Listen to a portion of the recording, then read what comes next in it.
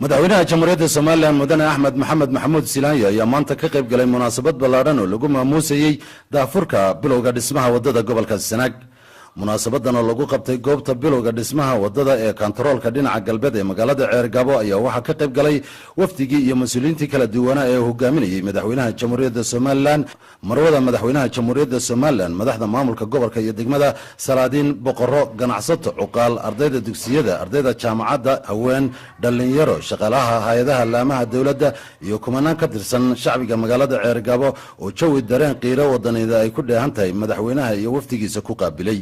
iyagoo ka hor intii aanu madaxweynuhu soo gaadhin barta bilowga munaasabada wadada ay dadweynaha reer Ceergabo safaf dhaadheer ugu jireen soo dhaweynta madaxweynaha qiyaastii masaafo dhan 10 kiiloomitir oo xidhiidh ah, iyagoo ruuxayay caleemo qoyan iyo calanka jamhuuriyadda Soomaaliland, isla markaasna ku dhawaaqayay halkudhigyo ay ku taageerayaan waxqabadka madaxweynahooda iyo sida ay u taageersan yihiin go'doonka uu madaxweyne Axmed Maxamed Maxamuud Silaanyo ka saaray gobolka Sanaag.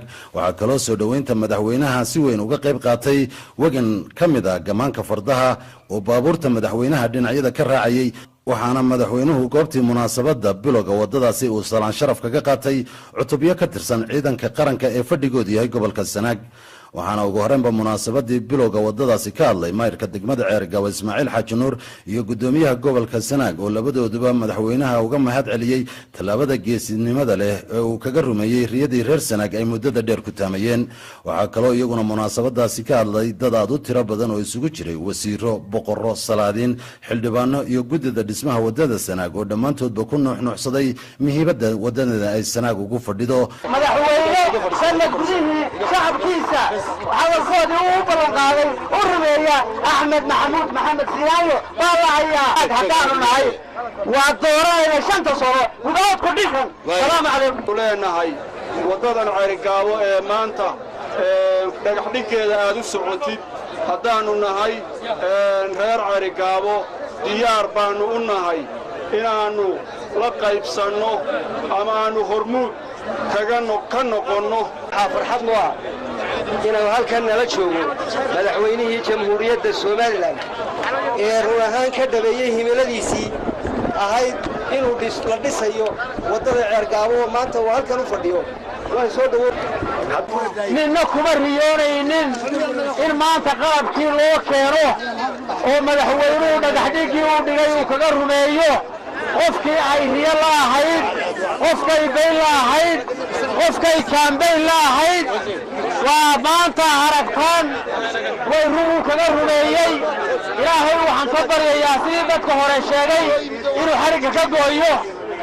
ogaada qoladiinni mucaaridka ahay geeday ku xoqato haweyde maantana maxay idinku hadli wadadii waa kaa dhagaxa dhigay, cagafyadiina way joogaan, isaguna waa madaxweyne. 5 dabana waa dooranayna.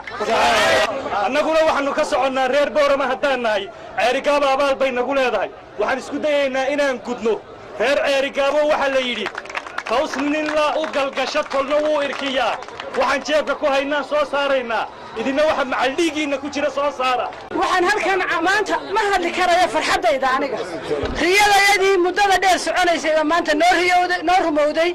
cid rumaysan karaysa in qalabkii idin hor yaala wuu yar yahay.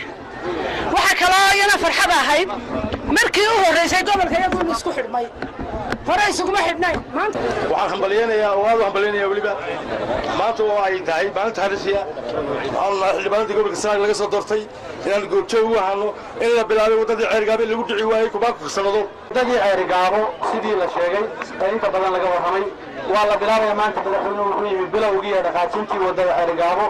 wadada Ceergabo bilowgeedu waxay markii hore la dhagaxay madaxweynuhu inaad badoobo dad badan baa lahaa la samayn maayo oo waa been.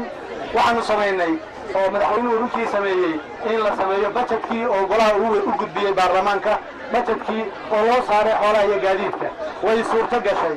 waxaa sidoo kale madaxweynuhu dalbay qalabkiina waa diyaar oo halkaa maanta yaalla ayaa meel walba goob walba yaalla. waa halabuurka madaxweynaha ayay ku timi waddadu iyadoon la arkayn oo dadku aanay dareen kaa qabin ayuu geliyey kaambaynkiisii markuu doorashada u taagnaa. iyadoo loo doortay ayuu guddi u saaray oo dhagax dhigay oo lacagteediina diyaariyey. ugu dambeyntiina madaxweynaha jamhuuriyadda somalilan mudane axmed maxamed maxamuud silaayo oo gebagabadii munaasabadaasi ka hadlay ayaa xusay sida uu ugu faraxsan yahay ka midho dhalinta hadafkiisii ku wajahnaa sidii uu gobolka sanaag go'doonka uga saari lahaa.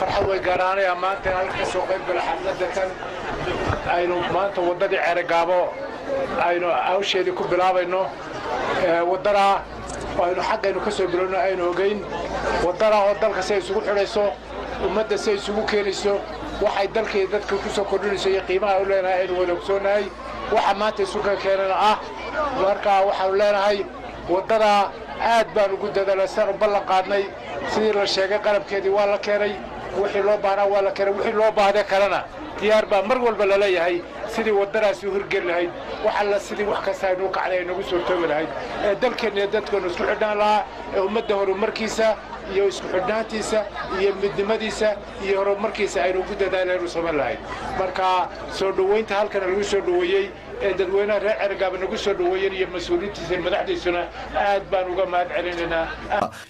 waxaana gebagabadii munaasabadaasi madaxweynaha jamhuuriyadda somalilan mudane axmed maxamed maxamuud silaayo halkaasi lagu guddoonsiiyey shahaadooyin sharaf lagu maamuusayo hogaamiyihii horumarka dalka somalilan. madaxweynaha jamhuuriyadda somalilan mudane axmed maxamed maxamuud silaayo iyo markii uu soo caga dhigtay deegaanada gobolka sanaag waxaa gobolka ka curtay raxmaadkii xilliga guga oo dad iyo dunyaba lagu qabowsaday. tv-ga qaranka Ceerigaabo.